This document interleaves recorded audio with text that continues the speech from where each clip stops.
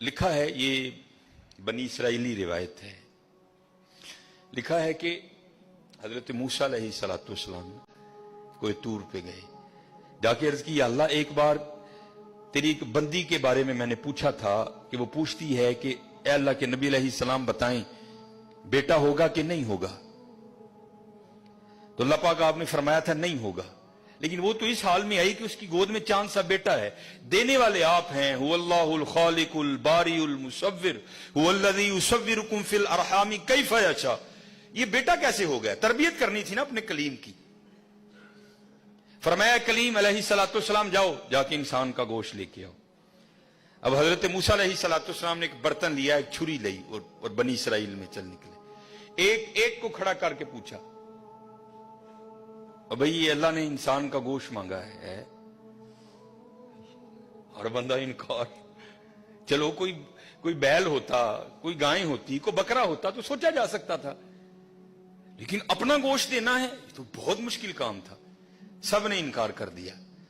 مختصر حضرت موسیٰ علیہ السلام واپس آ رہے تھے تو ایک درویش بیٹھا تھا، حال مست، کوئی اسے دائیں بائیں خزاں بہار گرمی سردی کی ہوش نہیں تھی، وہ مست تھا، وہ محو تھا، اور زبان پر ایک ہی لفظ تھا، اللہ اللہ اللہ۔ آپ رک گئے، فرمایا چلو حجت ہو جائے گی، اس سے بھی پوچھ لیتا ہوں۔ آپ علیہ السلام نے فرمایا اوے ملنگا، اللہ پاک نے انسان دا گوشت منگے ہے، کسی نے نہیں دیتا، تیرا کی پروگرام؟ لکھا ہے جس کا مفہوم ہے کہ بازو آگے کر کے عرض کرتا ہے حضور لا لو۔ آپ بڑے حیران ہوئے، آپ نے کہا خود ہی اتار دے، اس نے اتار دیا۔ آپ جب جانے لگے نا تو پھر عرض کرتا ہے حضور ٹھہر جاؤ، آپ ٹھہر گئے۔ فرمایا ہاں۔ عرض کرتا ہے حضرت میں تے باندھا لا کے دیتا ہے، ہو سکتا ہے اللہ نے گردن نہ منگیا ہوئے۔ صاحب سب کا ایک۔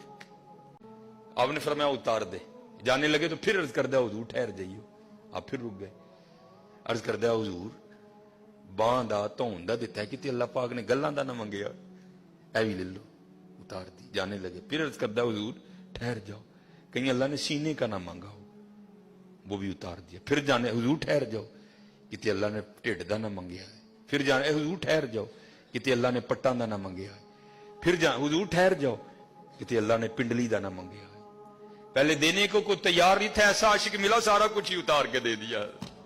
صاحب سب کا ایک ہے۔ حضرت موسیٰ علیہ السلام نے گوشت لیا، کوئی طور پر حاضر ہوئے، پوچھا کلیم کیا بنی؟ عرض کی یا اللہ پہلے کو دینے کو تیار نہیں تھا، ایسا دیوانہ ملا سارا کچھ ہی اتار کے تیرے نام پہ دے دیا۔ اللہ پاک نے فرمایا کلیم اس نے پوچھا تھا، آپ نے آ کے مجھ سے پوچھا، میں نے کہا نہیں ہوگا، چلی گئی۔ لیکن جب آپ کی بارگاہ سے اٹھ کے گئی تو گھر نہیں گئی۔ یہی دیوانہ جس نے میرے نام پہ سارا کچھ دے دیا اس کے پاس آئی اور دعا کے لیے کہا اب خود بتاؤ اگر ایسا دیوانہ میری بارگاہ میں جھولی پھیلا دے تو اس کو کیسے انکار کروں؟ مجھے بتائیں اللہ تعالیٰ نبیوں کو دنیا میں کیوں مبعوث کرتا ہے؟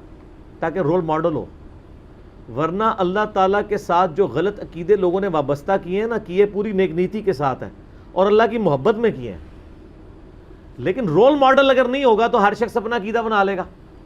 اب یہ قرآن میں سورہ الاعراف میں آیا کہ حضرت موسیٰ علیہ السلام اپنے ساتھیوں کے ساتھ ایک جگہ سے گزرے، کچھ لوگ بتوں پہ اعتکاف کیے ہوئے تھے، آیت نمبر 138 میں، تو انہوں نے کیا کہا؟ حضرت ہمارے لیے بھی آپ ایک بت مقرر کر دیں اللہ کا کہ ہم بھی تھوڑا دھیان کر لیں۔ تو یہ اللہ کی نفرت میں انہوں نے کہا تھا کہ اللہ کی محبت میں؟ تو اگر پیغمبر کا دامن کرم ہاتھ میں نہ ہو پھر یہ نتیجہ نکلتا ہے۔ اور حضرت موسیٰ علیہ السلام کے وہ صحابہ تھے، کوئی یہ نہیں کہ ان کے مرنے کے 1400 سال بعد کوئی بندہ آیا تھا، ان کی موجودگی میں یہ کر رہے ہیں۔ حضرت موسیٰ علیہ السلام کو غصہ آیا، انہوں نے کہا کہ اے اللہ میں اس جاہل قوم سے تیری پناہ میں آتا ہوں۔ اندازہ کریں، تو اللہ کی محبت میں اگر آپ پیغمبر کو چھوڑ کے کوئی اور راستہ اختیار کرتے ہیں نا، وہ ریجیکٹڈ ہے۔ اللہ تک پہنچنے کا ذریعہ جو راستہ ہے وہ صرف نبی کا پیٹرن ہے۔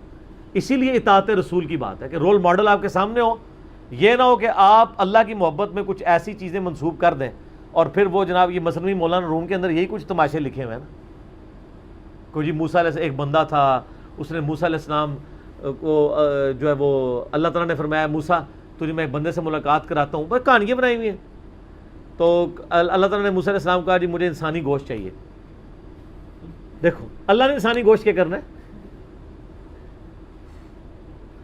جہاں پہ قربانی چاہیے تھی وہ قرآن میں آ گئی ہے بیٹے کی، اور وہ بھی بیٹا قربان نہیں کروایا، وہاں پہ بھی ایک جو ہے مینڈا ہی آیا تھا. تو حضرت موسیٰ علیہ السلام لوگوں کے پاس گئے، کوئی بھی گوشت دینے کے لیے تیار نہیں ہو رہا. اینڈ پہ ایک فقیر کے پاس چلے گئے، اپنے ننگے فقیروں کو ثابت کرنے کے لیے جعلی کہانیاں بنائی ہوئی ہیں. اچھا اس نے کہا موسیٰ علیہ السلام کو کہ جی ادھروں وڈ کے دیاں، ادھروں وڈ کے دیاں، ادھروں وڈ کے دیاں، یا ادھروں وڈ کے دیاں، اے میں کیا ہے اہلا. اچھا تو اللہ تعالیٰ کے پاس واپس گئے تو اللہ نے فرمایا یہ میرا نیک بندہ ہے. موسیٰ تو بھی تو انسان تھا، تو نے اپنا گوشت کیوں نہیں اتار دیا؟ کہے سبحان اللہ.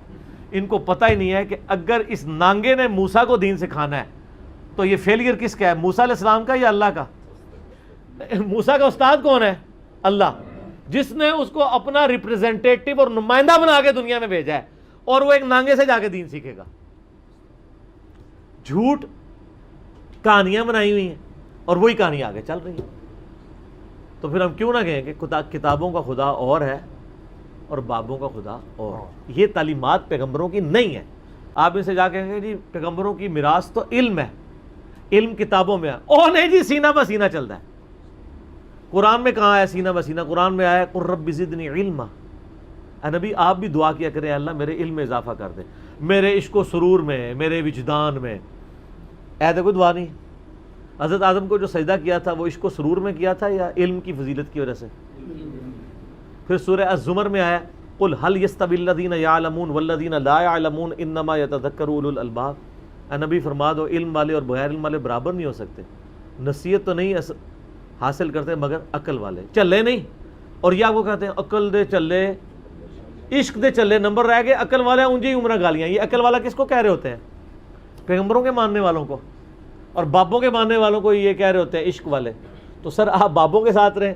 ہماری دعا ہے کہ آپ کا حشر آپ کے بابوں کے ساتھ ہو، اور اپنے لیے دعا ہے کہ ہمارا حشر نبی صلی اللہ علیہ وسلم ان کے صحابہ اور اہل بیت کے ساتھ ہو. آمین ثم آمین. ٹھیک ہو گیا جی.